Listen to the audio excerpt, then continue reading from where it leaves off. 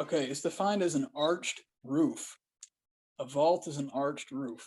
Mm-hmm. It can also be a chamber, but in terms of the chapel vault, containing something. But in the ancient world, the vault was often referred to as the sky, the vaulted sky, or the Mm. heavens vaulted above. And the reason why you're seeing down here too is that it's in a dome shape. You see, it's not just Yeah, flat across. You see, it's got an arc exactly. on it. Mm-hmm. The reason for that, again, is because the model of the solar system is with 10 arches, or 10 what are called domes, that are above the Earth in the center, and they contain the planets. Each one contains one planet, and then you have the eighth sphere, or I call it sphere too, but the eighth vault or the eighth dome is where you're going to find the firmament and all the stars and the constellations and everything. And there's 10. There's 10 domes that go above, and there's 10 domes that go below. And it's an ode to the cosmology, and that's why it's arched like that. That's why it's Wow. not. We don't even. I guess we don't really know. Maybe you've heard of it, but maybe the money pit had arches. Maybe it wasn't flat across. Maybe it was a little bit arched like that. That would make Interesting. more sense. That would make more sense to me, but we don't know that. Okay, so that's where this word vault comes in. That's why we have the Enochian vault and the arch, the royal arch degree. It's because Mm-hmm. you're talking about Yes. cosmology, which is the dome, which you're going to see in a minute in the next couple slides here. So that's really the story of the Enochian vault. In terms of Enoch, he was yeah, I don't want to go too much back to this, but I have to because I do a lot. I do a lot with extraterrestrial intelligence as well. I have a show on the Tesla Network on.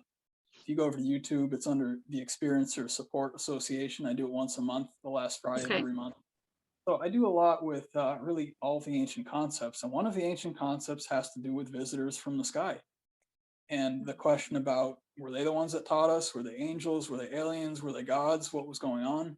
It could have been all three, and additional things as well. But the Well, idea is, in the book of Genesis, it's the fallen angels that bring knowledge to mankind. They apparently taught people how to make well, they taught them, one of the things they taught them was metallurgy and how to make armor, weapons, and right, the how arts of to war. basically equip themselves for war. Yep, that's true. Now the reason I'm bringing the extraterrestrial component up is because Enoch was taken up in the sky by something, either God or an extraterrestrial craft. We don't really know, but people who subscribe to the ancient alien theory, they actually refer to Enoch's event as the first experience, the first close encounter. That he was taken aboard a craft and he was taken up. And you know what he saw when he went up? He saw the domes. He saw the firmament. It's actually described in these books. The book of Enoch was removed from the Bible, but you can still read the book of Enoch. It's just not in the Bible. And he described the firmament. He described seeing the domes. I believe he described the earth as being like a plane or being relatively flat. And then he described the crystalline sea, which I was describing as the ninth level, where the flood tunnel comes in. And the way he described it was like it was kind of halfway between water and like air and water, and it was shimmering, but it wasn't quite water. To me, Wow. what that is describing is it's like a force field. It's a protective barrier between the ninth and the 10th level, which is exactly what the 90-foot stone was doing. That's the barrier. You think you're Right. going to get to the 10th level? No, here's the force field right here, the separating field between the ninth and the 10th level, and it's right where it should be. So Enoch was shown the model of the solar system, Mm-hmm. and I believe it was extraterrestrials that helped him. They may have been maybe benevolent, probably benevolent ones in this instance, but he was taken up. He was shown the model, and then he came back with the knowledge, and he taught everyone. He taught people about initiations. I guess the vaults were named after him because of what he saw when he went up into the heavens. He saw the 10 levels and all the separating platforms and all the stuff in the Now, vaults. Dave, from what I have read, Enoch built this vault and then he sealed it. Nobody was allowed to go into it other than maybe him if he had some kind of an entrance. But that's what I read, that it was built and then sealed with a stone door. So I don't think he wanted people to go in there. Well, you know, in that case, it was probably some kind of ancient technology, like the Ark of the Covenant, which we, of course, people talk about in reference to the Temple Mount and the Temple of Solomon and everything, and also possibly the Holy Grail, which had mystical properties. And by the way, both of those objects, when you go to the human body, can be found in the head, in the human head. And when you're talking about marble or alabaster, that's the color of the human head, the skull. Mm-hmm. That's why, because this is the temple. There's always the temple is the head. So the Ark of the Covenant, one of the depictions is that the tablets inside the Ark of the Covenant are actually is the dual lobed pituitary gland that sits inside of the chest there, and the chest is the sphenoid bone. People can look this up online. You can see the biological counterpart there. And then the other one, yes, go ahead. No, you finish and then I will say something else about the vault. Okay. And then the other one is the Holy Grail, which is, again, it's the human skull. It's the chalice of the human skull. And here's the handle of the Grail right here, the human neck. And then here's the bowl of the Grail right here, which is the skull. So either way, according to either of these models, whether you had the Ark of the Covenant down there and it was sealed up, whether it was the Holy Grail, I mean, I'm okay with it being ancient records. That's fine too. It probably was. But the whole point is that it's a model of the solar system. And it's probably keeping something safe. Yeah, I agree with that. Mm-hmm. But it's a model of the solar system and it's a model of the body at the baseline level. Well, and where Enoch supposedly sealed that vault and made it inaccessible to others, probably people who were not at his level or, you know, not initiated or not educated, you know, so he kept them out.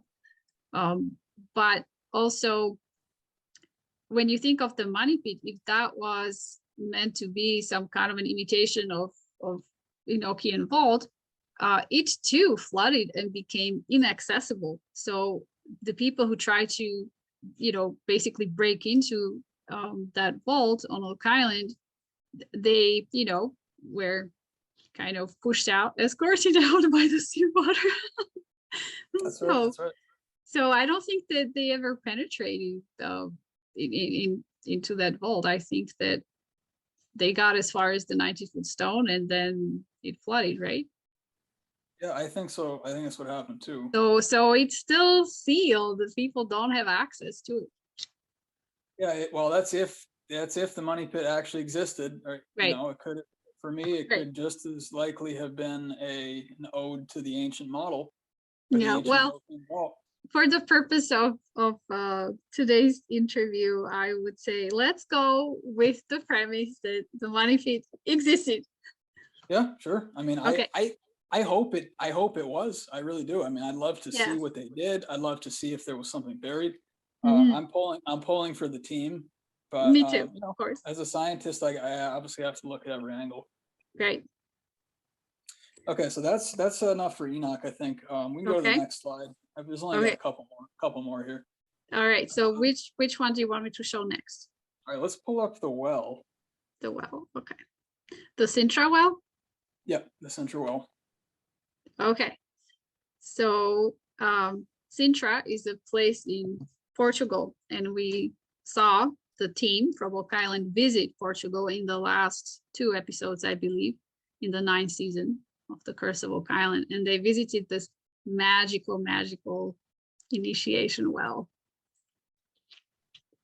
Exactly. Now, this is, as Rick had seen, I mean, it's pretty easy to see when you enter it. Of course, he was looking at the diameter, like, you know, that's something that we could do too. I'm sure it's out there, but maybe it was 12 feet in diameter, maybe 13 feet in diameter. But Rick really keyed into that. And the other thing you notice is that, of course, there's the 9 levels. And there's also the spiral, by the way. Yes. Going down. That's also an ode to, again, the twin serpents that climb up the spine. This this, like I said, I've said many times, but I just want to make it clear. This is a model of a human spinal column, which includes the chakra system. It's also a model of the solar system. It does both because it is both. It's above and below. So whichever meaning you're trying to use it for, it's going to apply, which is really the take home point here. But that is the winding serpents wind up the spine. I mean, even Jack and the Beanstalk, Alessandro, someone mentioned that to me recently. That's the same thing. It's you have the beans winding up Yes. the tendrils of, yeah, it's the same exact thing. It goes up to the heavens. So that model is the model that's the above portion, and the well model is the model that's the below portion. And the ones, like I said, when they're below, it's generally illustrating the hellish realms. If it's going above, it's illustrating the heavenly realms. But you can So, also yes, just discard it, and that works. Dave, this well in Sintra, although it wasn't a well to drink from, I think it's called a well because of the shape it has, and basically it's a shaft that it's sunken into the ground. But was it? Do you know if people were supposed to walk up that spiral staircase to the surface, or start at the surface and then descend down? Well, if it was me, I would start at the bottom Oh, really? because you're talking about ascension. You don't want Oh. to, if you're going down, given that this is a model of the hellish realms, the 10 vaults or the 10 dimensions below the earth, according to the cosmology, which I'll show in a second, then you don't really necessarily want to be descending down into that. You want to, I mean, unless you're just looking to have encounters, and that's fine, I guess. But the teachings from the ancient world are really about ascension. So you really want to be going up. So, I know that in the show they went from the top to the bottom, which is totally fine. Like I said, this can be viewed as an inversion of a tower. And if you have ground, then the only way to go is you have to go into the ground. You can't dig through the dirt into the sky. You have ground to work with, so you're just going to invert the tower, and it's totally legitimate to do it that way. But what really struck me is when they were standing at the bottom looking up, I could see people doing that on Oak Island. I could literally see people standing there. And even, I mean, it was almost like it was created that way. You could see the trees. When you say standing there, like standing in that 10th chamber and Yes, looking up the money pit. Yep, they'd be standing all the way at the bottom. And at the 10th level, 100 feet down, looking up, they would have seen the same thing that Rick saw. You would have seen the tree limb hanging over. Yes, of course, oak tree in Portugal, oak tree on Oak Island, of course. Exactly. So, wow. And Dave, yes, it all aligns. And interestingly, what's at the bottom of the Sintra well? What is that symbol down there? Maybe that's the spot where people start, right? They start the ascension when they stand in the middle of, what is that? Is that a compass or? Yeah, I think it's a compass, which is showing you the directions. Or a Templar cross. Is it a cross pate? I don't know if you can find an image of it. I haven't paid too much close. I remember it being a compass. I might have the cross in it too. I think it also has the cross quarter points, which is halfway between like north and east and north and west and all that stuff. That's called the 8-pointed cross, which is it's showing you either the starting point of the seasons, depending which model you're looking at, or it's showing you halfway between seasons. Either way, it's you're talking about cardinal directions and ordinal directions and stuff like that, which is, you need that for astrology. It's the same. You need to know where north is on here and east and stuff. So it's all part of the same model. And then, so imagine you are standing at the bottom, and then you start your ascension. You go through all the levels. It would also be interesting to know how many steps there are. I didn't catch that in the episode. How many steps you have to take to reach the top. And then when you come out of the well, now you have ascended, you come out under that oak tree, and then where do you go next? Is there like a chapel nearby, or what's next? That's why we should go. That's why we need to go there, Alessandro, so we can see for ourselves. Oh, okay. Tour of Sintra. Yeah, well, it's one of those things, and I do a lot of research in the field too, and all kinds of things, ancient history and spirituality. And as many times as I can, I go to the actual site itself because Mhm. you can't see everything you need. Like for instance, like you were saying, if I was there, that would be the first thing I'd be doing is I'd be measuring the diameter. I'd be counting the number of steps. I'd be seeing is there a chapel at the top of there or a chapel at the bottom, or when you're done with the initiation, because and you feel the energy of the land. And And the type of stone, like what kind of stone is that? Is that um sandstone or what is that? yeah, I actually don't know, depending on what the bedrocks, well, it may not be bedrock. They may have brought it in. I have no idea. Okay. But you're right. If it's piezoelectric, you're creating charge, which creates possibly a higher spiritual state, things like Hmm. that. That's all valid. That's all valid for sure. But yeah, the type of stone has meaning. Um, you just never know what you can find until you go there. But I do Right. know, and this was made in the 1900s, I think, right? Fairly new. Yeah, Um, yeah, yeah. It was yes, there was an architect hired by a wealthy man who bought that estate, and this was commissioned. So it was built very purposefully, and it's not medieval. This wasn't done by Templars, but I think it was done with the intent to incorporate some of the beliefs and numerology and the symbols from probably, the Bible and Knights Templar and Freemasonry, all of that combined. And then this is what you get when you look at all those principles and you try to build a structure based on that. This is what you get.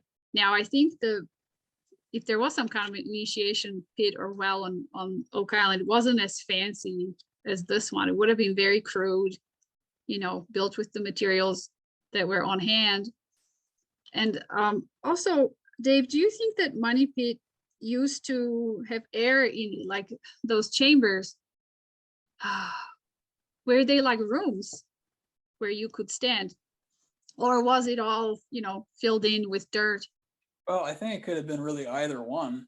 Um, I mean, if they were trying to hide something, which I think a lot of us are hoping that they did, because that's what they're that's what the team is trying to find right now.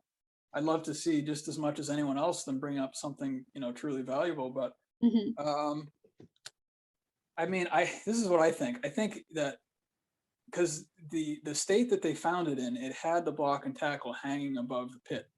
Now, you don't leave that if you're trying to conceal it. They still saw the depression. You can do a bit. They could have done a better job of concealing that if they were truly trying to conceal it. You make sure there's nothing there at all. But I guess the ground had sunk because possibly the soil was receding. Um, yeah, they may have had rooms. I mean, if you had rooms, then you might not be able to look up from the bottom. You couldn't see the sky maybe Mhm. if there were platforms and stuff. So I'm open to anything, but all I know is that this is the model of the ancient cosmology. It's always been this way, and it's a model of the human body. And Mhm. whatever else they used to add things or to maybe bury relics or treasures or whatever, then it can be used for anything at all, anything you want. There's many levels of meaning that you can draw from it. I think until we find more evidence, or if we do, again, I withhold judgment because we don't quite know. We still don't quite know what's going on. But when you see the 10 and you see the spiral and you see like the 12 feet between the spiral edges and stuff, and I mean the 32 and 33, it's like, yeah, this was purposeful. Now we just need to figure out what it was done for. It doesn't have to have a treasure. It can just be initiation. It can be just out of respect to the universe. It can be anything. you know Well, and what is treasure? Who defines treasure? It's not always material treasure that you can enrich yourself with in this life, in this world, like money, jewels, and real estate and stuff like that. that's right.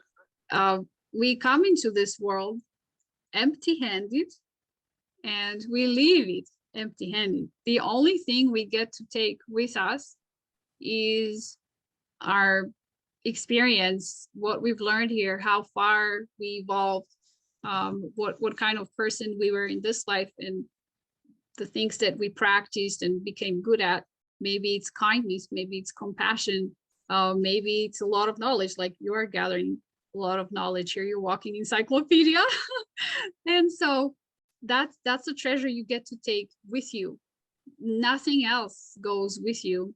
As we have seen, when they open up ancient graves, let's say you see a Viking grave, and there's the person laid out, and all their treasures are around them, coins, jewelry, items of everyday use or special importance. Maybe it was like a favorite sword or something else was placed, but all of that stays here. And now it's a treasure in a museum, a treasure for archaeologists. But the person that all that stuff belonged to, they're gone. Their soul is gone, ascended to heaven, gone back to God, or reincarnated and having a new experience. So I would be completely fine I'm completely fine with the idea of a spiritual treasure on Oak Island. And if they find gold on the side, that's great too. But to me, it would be something like this: a treasure that's of spiritual or religious nature, something that you can take with you once you discover it, because you simply incorporate it into your soul. It's what you get to absorb, right? It enriches your soul, and you get to take it with you wherever you go, or you get to spread it around. You get to share it with your community, and all of us can learn from a treasure like that. Yeah, and you're right. That is the real treasure. And that's always been in the true alchemical teachings and all of the highest teachings from the ancient world. That is the treasure. It's the higher wisdom. It's developing into your divine potential. It has nothing to do with a gold statue or something like this. But I guess some people want the gold, and I guess that's fine. Yeah. I'd like to see what happened either way. The other thing I was going to say too, really quickly, is that you know because I've been on the island, multiple times, and I hadn't mentioned before too that I was invited in 2017 to do a presentation in the War Room. Ah. Did that over the summertime in 2017, and it was a pretty long presentation, a couple hours. We went out into the field over the next 2 days, and we were doing some work out in the field and stuff like that as well. Unfortunately, they did not show my segment on the show. Or they haven't shown it yet? No, they haven't. No, they haven't shown anything. Which it's totally up to them. Obviously, they make their own decisions. It's disappointing because I'd like for people to see the information. It's not so much about me as it is about trying to get some wisdom out. But I understand people do things differently, and that's completely fine. People did really like it, though. I mean, it was really received really well. And anyway, when I'm referring to the island, I wanted to say that it's a very mystical place. Because you've been many times as well. Yes. And when you were saying that, you were there, did you say 2015? 17. 17. Okay. I think you said you got involved or interested in 2015. I just remember that number. So I'm so sorry I didn't run into you. I was part of the show briefly in 2016 with my husband. And we go to the island every year. We have been ever since. So it's just too bad that we didn't cross paths, but I mean, we did eventually, right? Yeah, exactly. And Jack Begley made that happen. Jack made the introduction. So I'm very grateful to Jack that he introduced me to you. Yep. And Jack's great. In any case, so the time that I spent on the island, obviously some of it had to do with theory and trying to find a place to dig, and of course that's the whole point. But there's a lot of place to dig. well, the proper place to dig. But if you're at all open to different kinds of energies in the land and your surroundings, it's a very mystical place. And there's a lot. We know there's a lot that's happened there. We know a lot of history, even just with the war history and the British and French and everything. And of course, the natives were there at some point. The Mi'kmaq were there. There were pirates there. I mean, there's Freemasons. There's just it seems like everyone was here. Everyone was there, but no written record of of all the stuff No, they were doing. I know it's very, very weird. Mhm. The other thing though is that there's energies there that are a lot older than that. Okay. And I believe there's things, if you're probably familiar with elementals, there's like nature spirits and stuff like that. I believe in that. I felt some of that there. I think there's a watchful eye there. I don't know Mhm. who it is necessarily, but something is watching what's going on and it's kind of monitoring. I Yes. believe make sure Yes. things happen in the right time, like we talked about before. So my interest, to be quite honest, my interest in the island has a lot more to do with that because it's very strong. I mean, it's not Mhm. just that it's a very, very energetically charged place. I'll put it that Mhm. way. And a very And guarded place. It's very well guarded. And I sometimes wonder if the reason why, or one of the reasons why, the various treasure hunters haven't found what they were looking for was that the island somehow repels all the efforts to be understood or deciphered. And that if you're made, okay, check this out. I just thought about this earlier today. What if you're coming with the intention to find material treasure, you will never find it. It's like the island is set up so that you will always just run around in circles chasing your own tail. And it's because your intent, like if we're talking about energy and vibration, it would be like a low frequency type of intent, right? But if you come with the intention to find something that's at a higher frequency, higher vibration, and now we're talking the spiritual, um, religious, or some kind of metaphysical kind of treasure, now the island is more welcoming. Now it's maybe ready to open to you, because you are um, in sync with it, or in harmony energy wise. So now you are attuned to the island, or now it is able to attune itself to you. What do you think about that?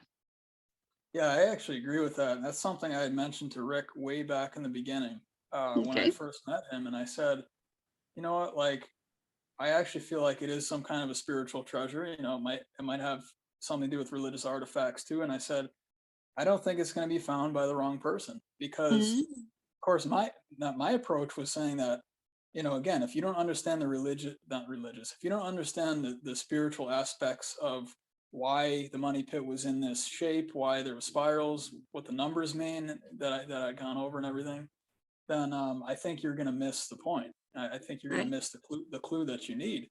Mm-hmm. So it would almost require you to understand the spiritual principles in order to be able to find what you're looking for. Yes, Um, because you may run across something and just not know what it is, and you toss it aside yeah, thinking that's a meaningless clue, that's just a piece of rock, that's just some symbol. And that happened, by the way, in the history of the treasure hunt. Various groups came there and they found stuff. They excavated the money pit, they threw out the coconut fiber. It meant nothing to them at the time, right? The putty that was removed from the money pit was used to seal windows of people's houses, like now we exactly. wish we still had it so we could analyze it, send it to a lab, determine its age or origin. But back then, nobody cared. The H plus O stone, that was a boulder that got blown up with dynamite and it was covered with symbols, and now only a small fragment of it remains. What happened to the other fragments? Why didn't they write it down before they, blew it up? So, you know, yeah, you get people who are there basically walking around blind, not paying attention to what's in front of them because it means nothing to them. The more subtle clues, they get missed because of that hyper focus on gold and silver. Yeah, absolutely. I think in terms of the money pit, though, I really think we have the technology to find what's down there. Well, actually, I'm really interested in this muon technology. Hopefully, that will reveal some Mhm. helpful. and everything. But having said that, we have freezering technology. They can do it. I know it's like prohibitively expensive, and that's one of the issues. And But maybe they asked the government, can we freeze the ground and excavate it? And maybe the government said, no, we're not going to issue that kind of permit. That there's that. They have all kinds of ideas, and they get pitched on all kinds of technology, but they have to have a permit to use it. Well, I think at some point that might have to be the way to do it. I mean, what if you found something and it was like 30 feet across? You can't pull that up, then you have to dig a big hole. You can't pull that up a caisson or something like that. And that's one of the issues. So like I think it comes back to the same thing like I was saying before. At the right time, it's going to happen. I think it's being slowly moved towards. I think there's a divine plan behind it. I believe there's a spiritual aspect to the search and everything. And I believe it will happen. And I think it's going to be pretty shocking what's discovered. It might not be, like I was saying before, I think the shocking part for me is what's going to be in C1, which I don't think is necessarily affiliated with the Money Pit story. So, and the other thing I wanted to mention really quick is that possibly the reason that some of the Freemasons gravitated towards the island was because it is a mystical place. We know that there's strong energy there, and if they were feeling that, they might have felt like it was going to enhance some of their practices or some of the rituals or something that they were doing. So, and that the reason for that energy, I think, is a very ancient energy. It's not something even within the last couple thousand years. It's older than that. So that's another possibility too. We'll be done. I covered most of this already, but I just wanted people to see what the model actually looks like on paper. So what is this? Is this the flat Earth model? Yeah, I mean it's based on flat Earth. Okay. I wouldn't get hung up on that. If people want to learn more about flat Earth, you can search. I did a flat Earth presentation on YouTube as one of the possibilities for the ancient world, because everything I do has to do with the ancient world. Okay. But either way, in this model, which is the ancient cosmological model, Earth is in the center, so geocentric. And then that's a flat plane that you see that goes horizontally across the screen. That's Earth. It's also called, in the Norse mythology, it's called Midgard, which means the middle garden. Yes. Because it's in the middle, which is the whole point. And then above that, you're going to see the 10 domes. Those are called the 10 heavens. Below that, you're going to see the 10 domes that go below. Those are called the 10 hells. And this is also, it's called a cosmic axis. This in Norse, this was called Yggdrasil. It's the world tree, and it's anchored in the center by the I guess, and this would be the North Pole in the instance of the Earth, but the conduit between the dimensions goes through the center, which is that center pole, and that center pole is going to be illustrated again by, if you're looking at the as below portion below the Earth, would be probably the Money Pit model, which would be the 10 levels that go below. The 10 that go above usually would be like a tower, in the format of someone building a tower that has the 10 levels. Dave, but either way, Dave, may I jump in? It has just occurred to me. What if do you think there might have been a tower built on top of the Money Pit with, 10 levels above? So Money Pit was 10 levels below, and now what if there was a building, some kind of a tower or structure, maybe, simple or crude, but it had 10 platforms, and it just, disappeared, got dismantled, fell apart, or was never mentioned in the legend? Well, that's absolutely brilliant. I've never thought about that. I would love that to be true. That'd be awesome. I'd be keeping with the model, of course, and maybe we'll discover some evidence of that in the future. That'd be great. Okay. So take that idea and see what you can come up with, and then you're always welcome to return here to my channel so we can have another talk about that. Yeah, if that's the case, I would be standing there applauding, because that's even better than that's showing the whole model, not just the below part of the model. Yes. So that would be perfect. Because anyway, I was thinking, if we have 10 levels below, well, where's the rest of it? This world is all about balance and, you know, duality. You have half of something and then the other half, and they complete each other, yin yang, male, female, right? So where's the other half? Where's the above ground part? Yep, that's right. And the only other thing I want to point out in this diagram is, of course, make note of the vault again, the arch, Yes. and that's when you're talking about why is it the Enochian vault and, you know, the royal arch degree. It's because it's modeled after the dome, the domes above the earth and the domes below the earth. Mhm. And when you put the domes together, you get concentric spheres. That's why I call this the Earth bubble model, because these are actually concentric spheres nested inside of each other, and that's And what makes up. maybe it's not a bubble. Maybe it's a torus, like it's a toroid shape. You know, Well, torus, like a donut or pumpkin. Yes, it's definitely that too. And in some models, it's actually shown as a pyramid shape also. Oh, okay, interesting. And the path of the sun, it kind of follows that path, where it's called some of the ancient cosmologies, it's called the ramp of the sun, which is the sun, the path of the sun based on the flat earth model. As it moves up above the plane, it gets into a tighter and tighter orbit at the top of the pyramid. Is that why some, down. Dave, is that why some pyramids, for example,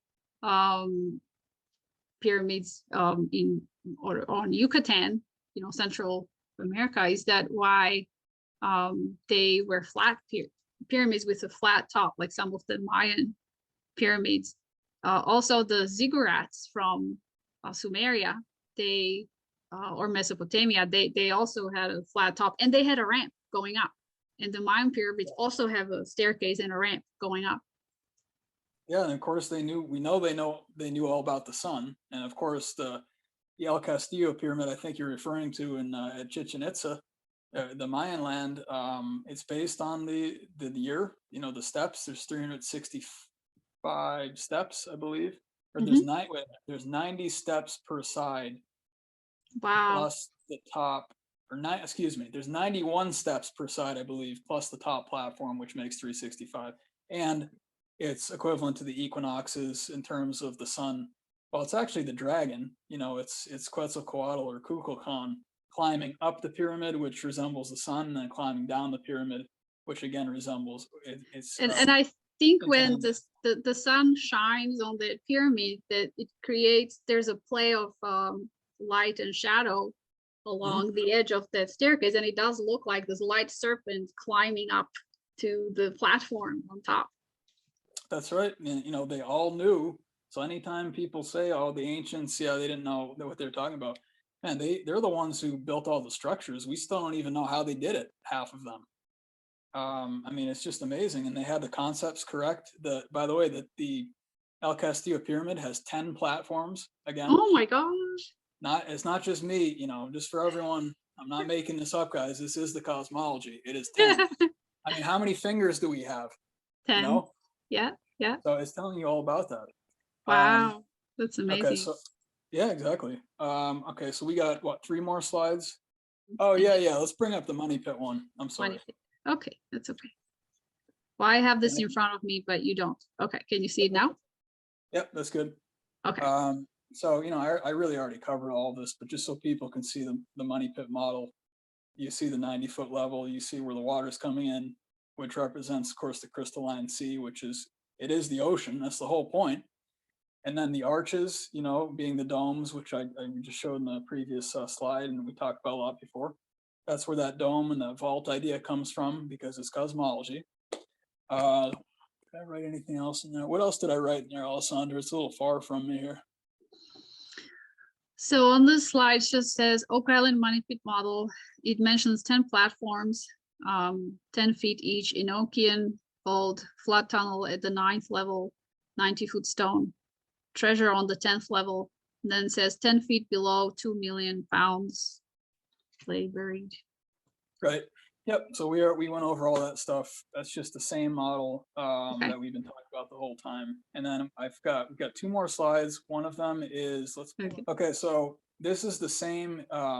You can either call it the same pit or the same tower model. You notice that it's a vertical column, which is what the money pit is, and of course the tower is a vertical column. Either way you're looking at it, that's how the human body is modeled. In this one, you have the 7 chakras, which are the 7 colors of the rainbow. That's Mhm. why, they're lockstep with each other. There's a reason why the rainbow has 7 colors and why we have 7 chakras, because they are equivalent to each other. And each of these are well, we'll see in the next slide, but each of these are also equivalent to a planet. And that's how the astrology model that I work with works. And, it's the same thing. So this one, the only difference between this one, I should point this out, is that the reason you're seeing 7 chakras instead of 10 chakras, I do teach a 10 chakra model, which is the same as the cosmology, and it's the same as the money pit model that we've been talking about, is because there's another 3 chakras above your head. Some people say there's one above your head, some people say two, some people, there's all kinds. Some people say there's another 5 above your head to make 12 total. And I use also below our feet, right? Or below ground. Yeah, and actually, okay, so what happens the way I teach it, and this is, by the way, the reason I teach it this way is because the 8th chakra, which would be just above your head, Mhm. it represents the mental structure or the mental world. That's ruled by Uranus. It's called the fixed stars. Hmm. Then the eighth, excuse me, that's the eighth. The 9th level is the crystalline sea, which we already talked about. That's the flood tunnel level.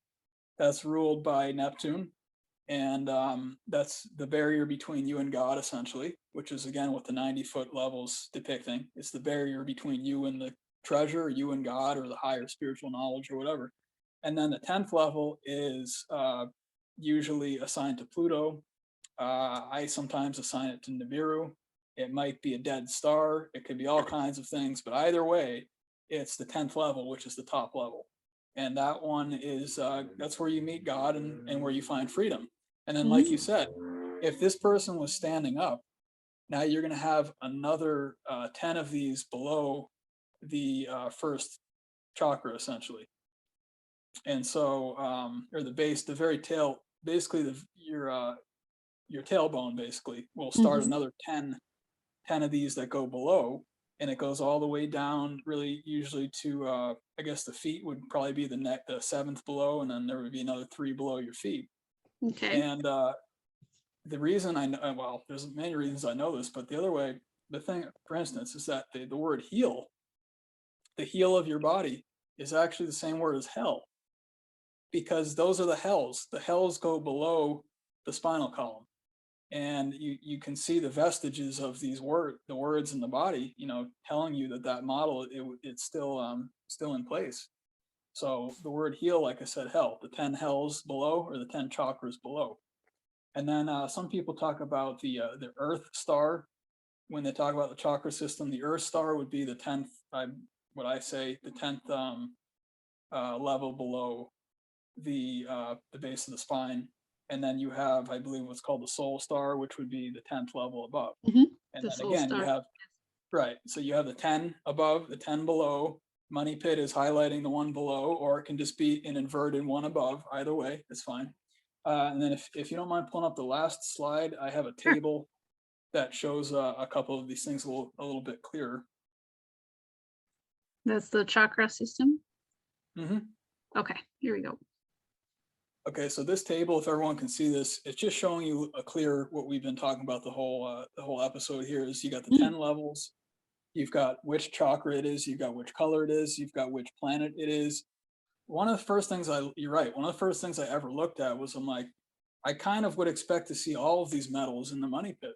And maybe Mhm. what they did is maybe they put some of each of these metals on the proper platform wherever it belongs. Oh, like And have a clay jar or a bottle or yeah, something that won't be yeah, eaten up by the metal that's inside, right. like mercury. You need to be careful with mercury. Yeah, that's So right. yeah. And then when it collapsed, everything got mixed together, and now you're Mhm. finding the metals at different levels. I mean, that makes sense to me because of what the model is and what it Mhm. represents. Wow. Um, but Cool. okay, the only other thing I wanted to touch on is that you see at the top, I mentioned that the 8th level, or the 8th chakra, or the 8th sphere above the earth, Mhm. or below the earth for that matter, it represents the mind, or the mental structure. So when you think about things, they don't really have a physical form, but they exist in that place above the head. Right. And then the 9th is the dream world. it's a more refined kind of thinking realm where you do have visualization usually, and then you have objects and shapes manifesting before they come into a physical Well, form. that's where we go when we sleep, right? Right, that's the ninth. You go to the ninth chakra when you sleep. Yep. Wow. And then the Okay. 10th chakra is freedom, and in that chakra you get to make your own decisions for the first time in your life. You're not conditioned. There's no astrology. That disappears in the 10th chakra. And your physical body, you can make it into whatever you want. It could be a human, it could be an animal, you could come as a plant, you can move freely through the universe. So And that's what, is that after we die? well, a lot of the teachings actually, the teachings about reincarnation, they talk about kind of recycling the soul. Mhm. A lot of time it's within the system, which means that until you've learned all the principles of the earth system, you have to stay within the parameters.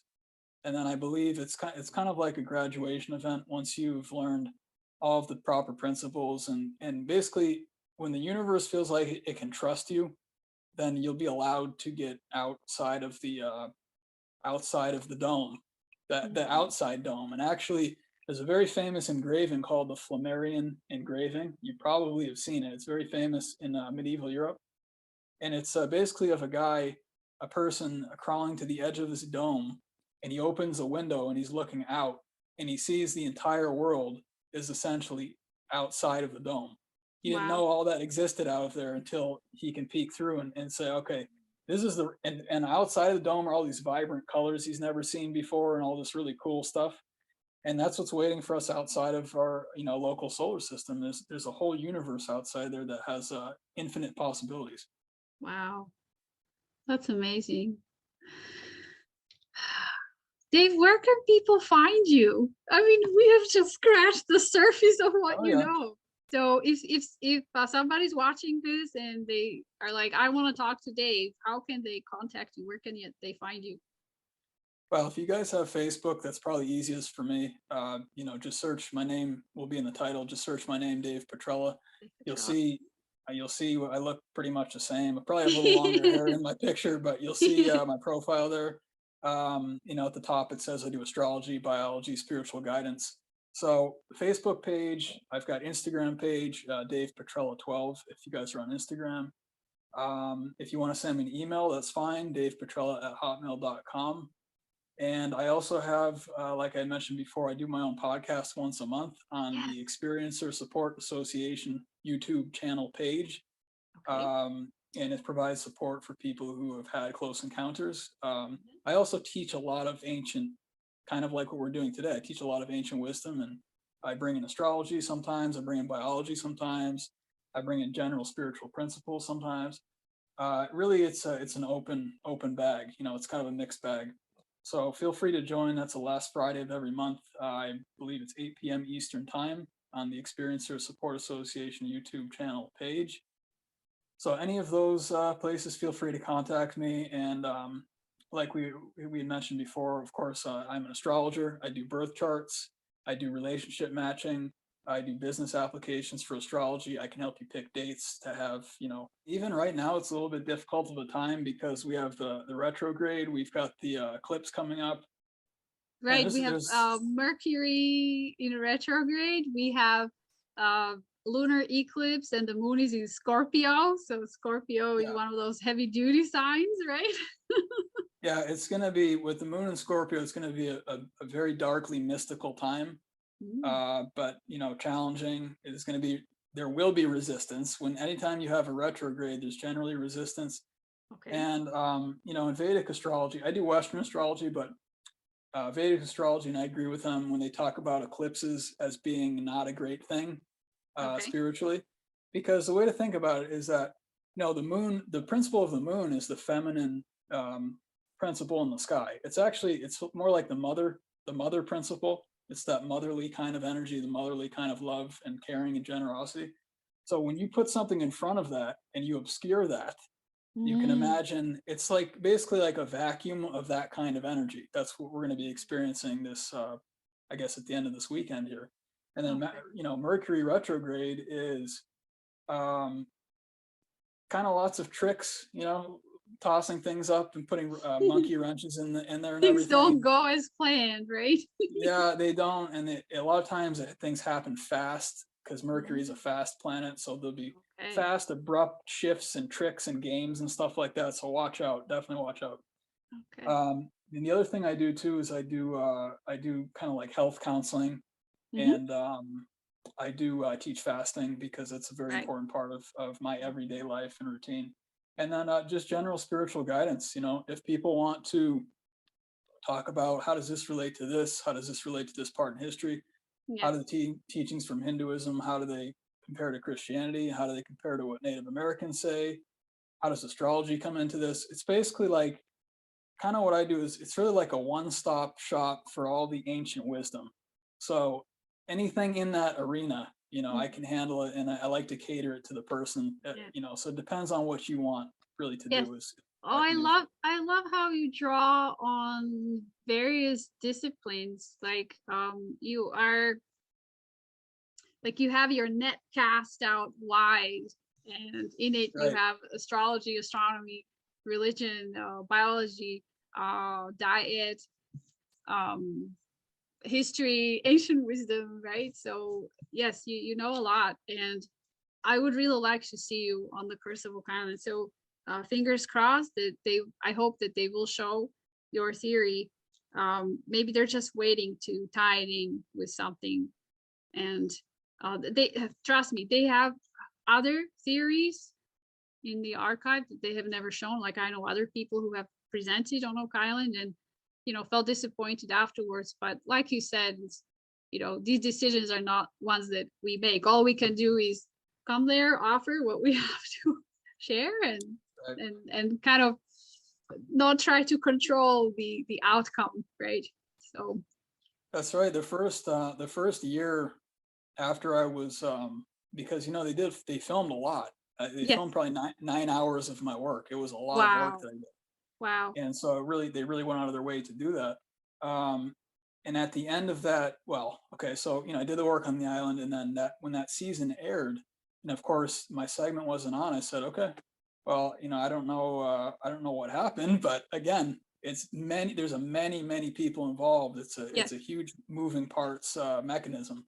So, and like I was saying too before, I kind of the second year afterwards, maybe 2018, I started to feel like that it did happen how it was supposed to. It Yeah. was partly for me to get exposure to what was on that island and Yes. this whole story, and for me to get there and meet some people and to kind of feel how things felt there. And You then, took your own treasure away from Oak oh, Island, absolutely, right? yeah, absolutely. And I discovered things that were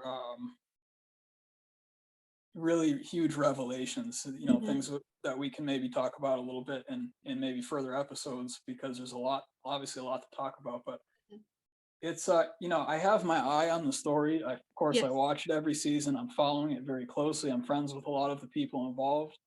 I participate online a lot, and it's something that I want to be involved in either way. And one of these days in the future, you never know when something comes back or where something will Yes. apply, and it Exactly. might just be a timing thing.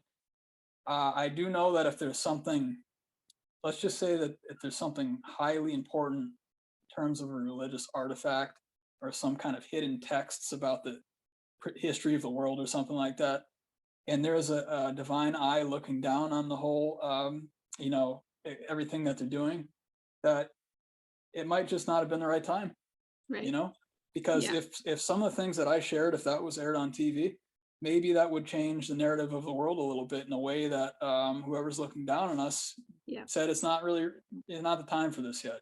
Exactly. There's the right time for everything. So I want to show you something. I don't know if it's going to come through. I have a little dragonfly pendant, Oh and wow, okay. this little dragonfly was tied to a weather balloon that some students in the United States released into the atmosphere. It actually reached the stratosphere. And there was also a camera tied to the or attached to the weather balloon, and it took a picture of Earth from that height with the dragonfly in front of it. And it's a gift that I got from my husband. And these students, it's an experiment. It's like, an educational experiment for them. So they send these jewelry pieces up to the stratosphere, take pictures of the little dragonfly above Earth, and then they sell the pendants, and the money that's raised is used for future experiments. So if anybody wants a unique gift, this dragonfly that has been to stratosphere might be the right kind. Okay, Dave. Well, this has been amazing. That's the best way I can describe it. And you have given me so much food for thought. So I hope that you will be shown on the Curse of Oak Island. And if not, then just come back to my YouTube channel. We'll do another video, and you can tell us what you told Rick and Marty during your Oak Island presentation. Sounds good. Yep. Thanks so much for having me. I really appreciate it. And thanks everyone for watching. Let me know if I can help you out. Okay. All right, everybody. Dave Petrella. It was an honor and a great joy for me today. I haven't done an interview in like a year, so I'm so happy that I got to talk to you after such a long break. Thank you, Dave. This was great. Thank you. Have Thank a great you, day. Alessandra. Okay, bye-bye. Yep, you too.